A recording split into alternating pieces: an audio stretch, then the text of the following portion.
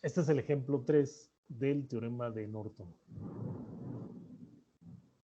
Hay que obtener lo que es el circuito equivalente de Norton entre las terminales A y B. Observen que aquí no se pide ni tensión ni corriente.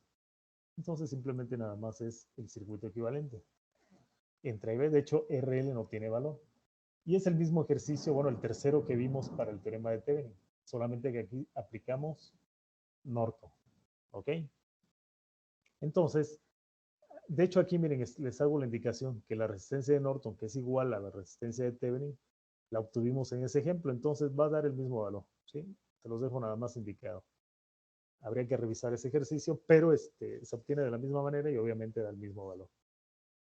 Pasamos directamente a la corriente de Norton. Recuerden que para la corriente de Norton se retira lo que es la resistencia de carga y se cortocircuitan esos dos puntos, A y B. ¿Ok? Entonces, cortocircuitamos, aquí ya está indicado, miren, se retiró la carga y se cortocircuita. Voy a ampliarlo esto un poco. ¿Ok?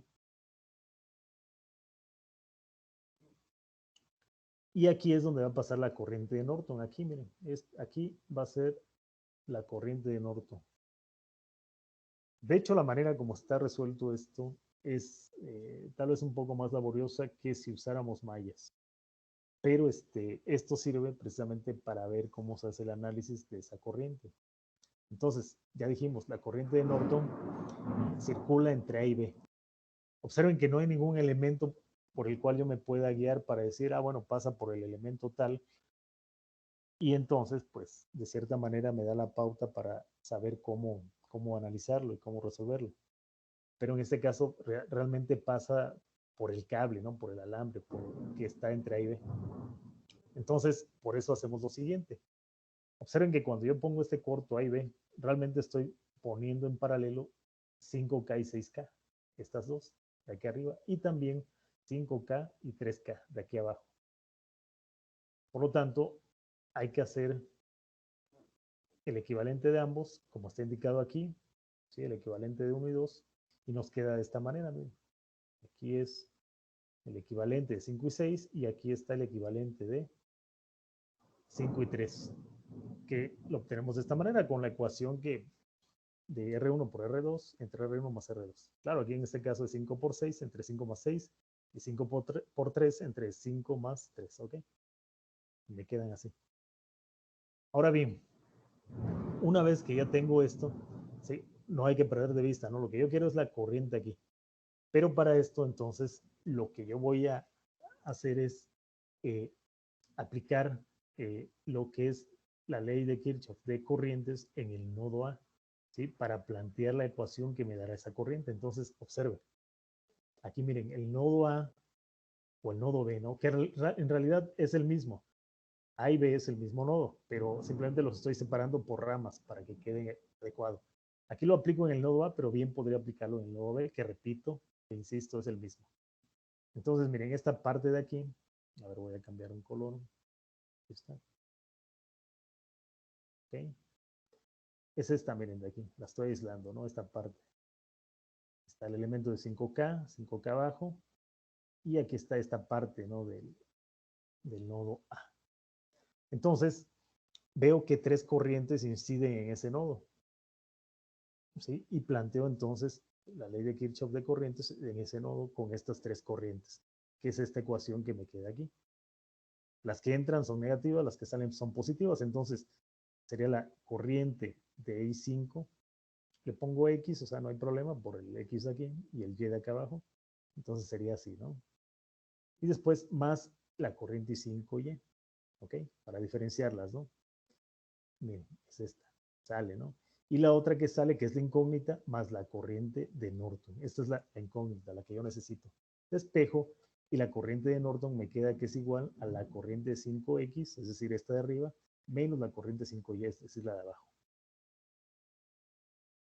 Ahora bien, entonces, en función de las tensiones, esta corriente 5X, que es esta de aquí, pues miren, entre el punto, entre este nodo, entre este punto y este punto, hay una tensión B1, que es la misma para 5K y 6K, ¿no? Y abajo hay una tensión B2, V2, que es la misma para 5K a la izquierda y 3K a la derecha. ¿Ok? Entonces, en función de esa tensión, planteo la ecuación para I5X, que sería V1 entre 5K, es decir, esta tensión aquí entre 5K, y la de menos 5Y, ¿no? Que sería la tensión V2 aquí entre 5K. ¿Ok? Por lo tanto, lo que yo necesito para saber la corriente de Norton son estas dos tensiones, V1 y V2. ¿Cómo las obtengo? Ah, bueno, en el circuito entonces equivalente, este que está aquí, ¿sí? Me queda prácticamente un circuito, ¿sí? Un circuito serie, es decir, una fuente de tensión con dos resistores en serie. Por lo tanto, pues aplico un divisor de tensión, es decir, estos 12 volts se dividen en V1 más V2. Y así los obtengo, ¿no? V1 sería 12 volts por, en este caso, RE1, que vale 2.73. Y después la suma de RE1 y RE2, 2.73 más 1.87, que es esto de aquí abajo, y me da que vale 7.11 volts, que va a ser V1. Voy para V2, la tensión 2 de esta parte. Entonces igual, ¿no? Divisor de tensión.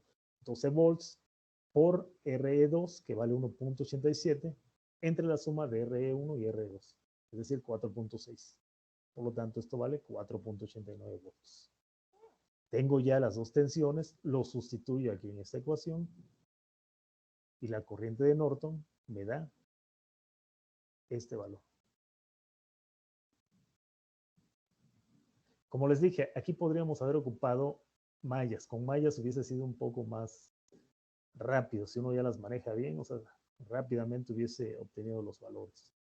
Por ejemplo, aquí, o sea, hubiese sido la malla 1, este sería J1, este sería ¿qué? J2, lo pongo acá, y este sería J3, ¿no? Entonces, miren, ahí nada más sería ocupar el método de mallas y la corriente de Norton me quedaría, de acuerdo a los sentidos que di y al sentido que está propuesto aquí, sería J3 menos J2. Si hubiese ocupado el método de mallas. Pero bueno, eso lo pueden, se los dejo de tarea, ¿no? Eso lo pueden hacer y sale más, seguramente más rápido. O sea, si uno ya maneja mallas bien, sin problemas y sobre todo que no hay acoplamientos.